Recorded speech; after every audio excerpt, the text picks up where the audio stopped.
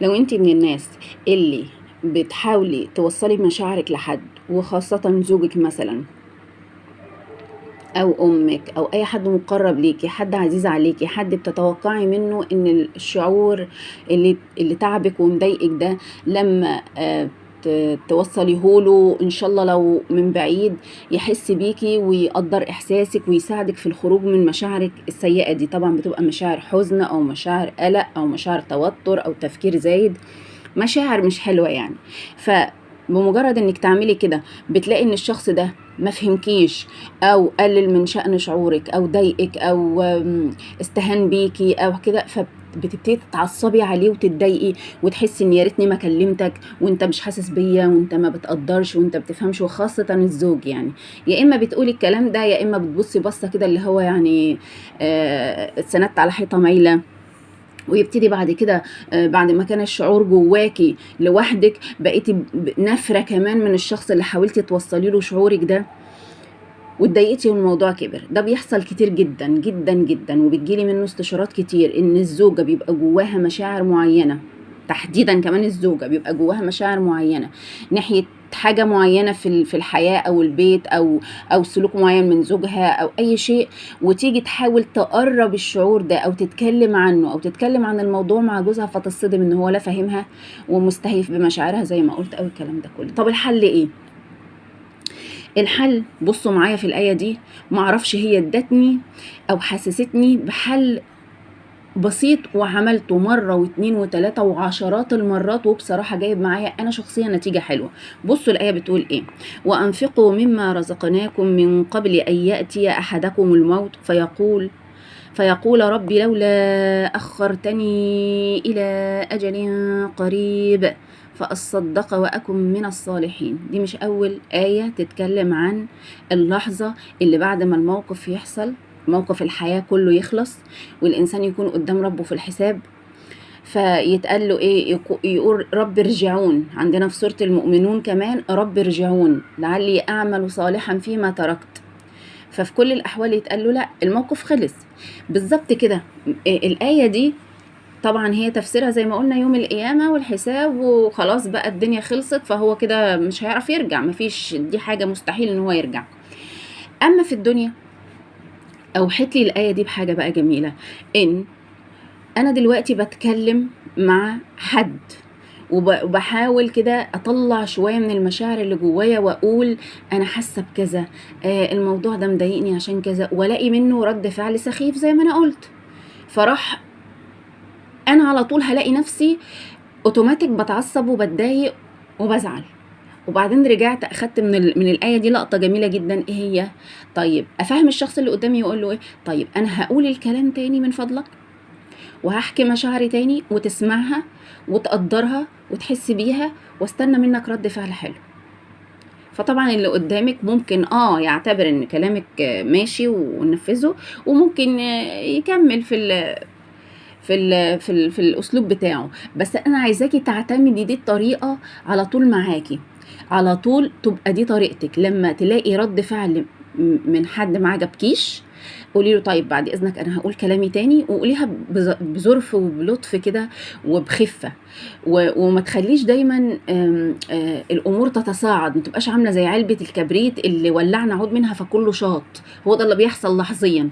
فهتقولي من فضلك انا هعيد الموقف تاني، هقول الكلام تاني، وهترد عليا باسلوب كويس، او هترد عليا وتقولي كذا كذا، وتقولي له ملي اللي حواليك اللي بتحبيهم والمقربين منك، زوجك، ولادك، اهلك، صاحبك، صاحبتك، اي حد، مليه المشاعر، مليه الردود الافعال اللي انت عايزه تسمعيها، لان الناس كل واحد ملهي في حاله. وقليل قوي قليل قوي لو لقينا حد بيقرا الناس بسهوله. احنا كلنا محتاجين الشخص ده، كلنا محتاجين اللي يقرأنا من غير ما احنا نفتح له ونقول ونحكي، كلنا محتاجين هذا الشخص. بس للأسف الشخص ده نادر جدا، نادر جدا انك تلاقي شخص يقرأك من صوتك، يقرأك من غير ما تتكلمي. فاحنا ممكن نربي الشخص ده على ايدينا، نربي زوجنا على كده، ونربي اولادنا على كده، نربيهم على ان هم يقرؤونا من غير ما احنا نقول او على انت فيكي ايه، بس ده مش هيجي الا بعد ما تعملي اللي انا قلت لك عليه ده، اللي هو تقولي له انا هتكلم وهحكي وهقول المشاعر وهحكي الموقف. والله انا حرفيا بعمل كده، ببقى حاسه بموقف معين مضايقني قوي ومعصبني، وبعدين افضل شغاله مخي فيه. طيب انا عايزه اروح اتكلم مع حد. ده طبيعه الست، دي طبيعه فطريه في الست، ان اي حاجه مضايقاها ما بتتخلصش منها الا لما تحكي وتفضفض، غير الراجل تماما، غير الراجل تماما. فرحت قلت لزوجي انا دلوقتي متضايقه ومتوتره ومتعصبه، هتكلم وهحكي وهقول ايه اللي مضايقني، من فضلك تسمعني للاخر، ما تردش عليا، ما تعلقش عليا. وجربت الموضوع ده والله العظيم كذا مره، وكذا مره بلاقي رد فعل عندي انا، سيبك من الشخص التاني، انا بستريح راحه مش طبيعيه. وهتسمعني للاخر ومش هتحكم على كلامي، وسيبني اقول كل حاجه كانك انت مش موجود، كانك انت مش جوزي، كانك انت، انا بكلم نفسي. المفروض ان احنا نعمل كده مع نفسنا اصلا بعيد عن اي حد عشان ما نحتاجش لحد، بس احنا لسه في مراحل اللي هي ايه، بنحب نشارك مشاعرنا. فما فيش مشكله، واحكي اقول انا حصل لي كذا كذا، انا متضايقه من كذا كذا، انا حسيت انكم مش مهتمين بالشيء ده، انا حسيت ان انا لوحدي في الموقف ده، انا حسيت ان المفروض كنت تعمل كذا، واتهم واقول واطلع كل اللي جوايا. وكل ما يجي يعني الشخص اللي قدامي عايز يتكلم، اقول من فضلك خليك فاكر الوعد اللي انا قلته، انا بتكلم وخلاص، انا عايزه اتكلم، انا عايزه اطلع اللي جوايا. فهمته طبيعتي واحده في واحده. بقى هو خلاص عارف ان هي عايزه تتكلم، عايزه تطلع المشاعر. بعديها بحس ان انا خلاص كده، كأن بالظبط كان في تانك وفضيته، تانك غضب، تانك ثوره، تانك مشاعر مش جيده خالص، وطلعت. هو حتى بعد كده يجي يسألني طب عامله ايه دلوقتي، انسى اصلا ان انا كان في موقف. فاخدت الموقف ده من الآية دي، الموقف ده من الآية دي، ان انا لما حد يرد عليا رد فعل مش عاجبني، اعيد الموقف تاني قدامه وهو يعيد رد فعله، وبرمجه ومليه يعمل ايه. يبقى انا استفدت حاجتين، ان ما خليش الموقف يبقى بذرة مشاكل بعد كده، لان انت مش هيقف على الموقف، انت بعد كده هتلاقي نفسك مش طايقاه في كذا، هو مش طايقك في كذا، ومتضايقه منه في كذا، والبدايه كان شعور جواكي، خلاص بقى اسبوع مشاكل، وتفتكري له الوحش ويفتكر لك الوحش. طب وعلى ايه؟ نوقفها عند هذه النقطه، انك انت تحكي مشاعرك وتقولي للشخص ردك، انا عايزه ردك بالشكل الفلاني، ونيجي بقى قبل ما نيجي نحكي اصلا نحط الحته التانية الجديده اللي بقول لكم عليها، اللي هي ايه، تقولوا انا هتكلم وهحكي وهقول، انا عايزه بس حد يسمعني، ما حدش يرد عليا، ما حدش ياخد مني، ما حدش يعتبر كلامي حقيقي، ما حد، اسمعوني وخلاص، خلوني اطلع الشحنه اللي جوايا وخلاص، كاني واحده مضغوطه وبتطلع اللي جواها.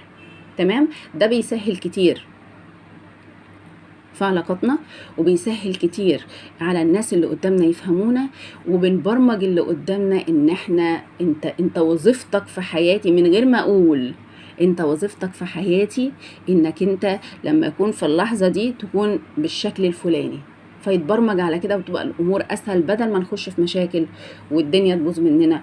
واهلا بالقرآن، واهلا بالناس اللي بتحب القرآن، واهلا بالقوانين اللي في القرآن. والله والله والله ما بدأت اخد سعادة في حياتي إلا لما طلعتها من القرآن وقوانين القرآن. واسأل ربنا في كل سورة بقرأها وفي كل آية بقرأها، يا رب انت عايز تقول لي ايه، يفيدني ايه في حياتي. لقد أنزلنا إليكم كتاب فيه ذكركم، يعني هلاقي أنا حياتي جوه القرآن. والسلام عليكم ورحمة الله وبركاته.